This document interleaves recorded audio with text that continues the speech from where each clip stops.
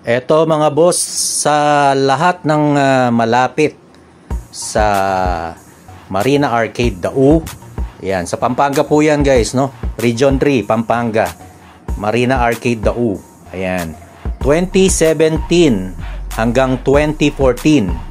So balik na rin po natin, 2014 hanggang 2017, pwede nyo pong papalit yung plaka nyo. So guys, no, kailangan lang po is yung photocopy nung OR tsaka CR nyo.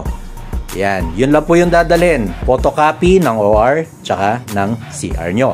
Sa mga 2018 pataas, check nyo pa rin po sa portal kung saan po yung sinabi ng portal, yun po yung susundin natin.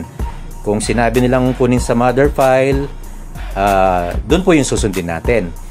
Ayan, tapos yun naman pong 2013 pababa, ayan, wala pa rin po. Ayan, sa portal din po kayo mag-check. Ngayon po, yung mga nasa malapit sa Marina Arcade Dau, Pampanga po, Region 3. Ayan, pwede na po kayong pumunta, wala man pong pila.